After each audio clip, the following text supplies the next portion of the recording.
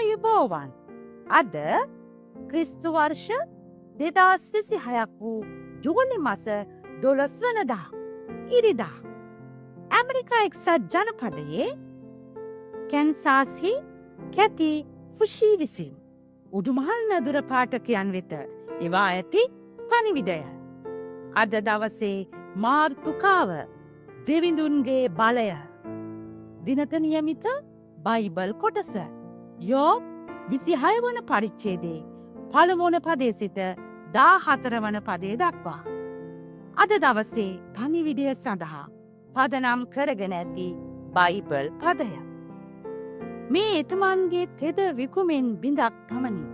එතුමන් ගැන අපට ඇසෙන්නේ සිහින් රාවයක් පමණි.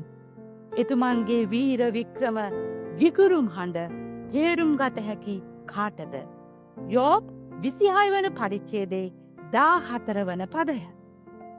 දිනක් උදෑසන මා සයනෙහි වැතිර සිටියදී අපගේ ප්‍රදේශය හරහා අකුණු කුණාටුවක් හමා යමින් තිබිණි. මා සවන් දෙමින් සිටියදී ලෝපුරා විද්‍යාමාන වන දෙවියන් වහන්සේගේ බලය ගැන කියවෙන ජනප්‍රිය ගීතිකාවක් සිහිවී මගේ මුවගට සිනහවක් පළවිය.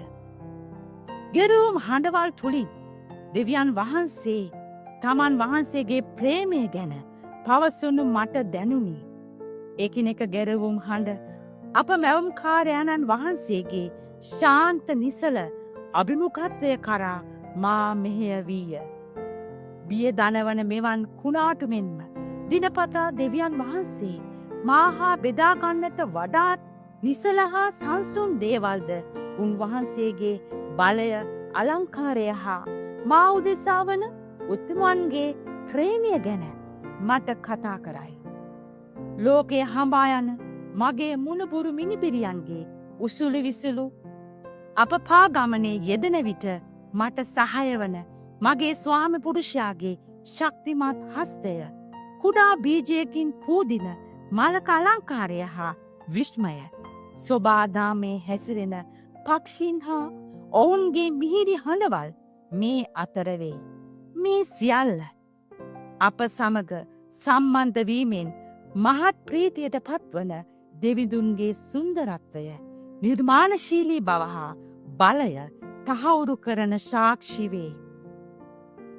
අසන්නට අපට කන් ඇත්නම් සහ අපගේ ජීවිතය නැමැති වෙරළේ දෙවියන් වහන්සේගේ පාසටහන් දකින්නට අපට නෙත් තිබේ නම් පමණක් දවස පුරාවටම හා සැමදාමත් උන්වහන්සේ අපට කතා කරන බව අප දැනගනිමුව. අපි යාඥා කරමු. ප්‍රේමයේ දෙවිඳුනි, දිනපතා ඔබේ ප්‍රේමය අපිට කතා කරන බොහෝ ක්‍රම සහ විදි ගැන ඔබ වහන්සේට ස්තුති වේවා.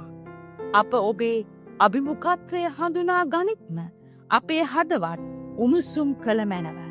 ආමේන්. දවසේ සිතුවිල්ල.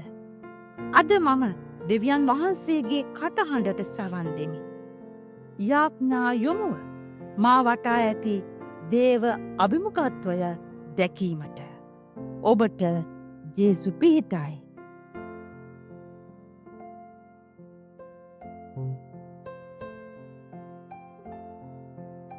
Thank you.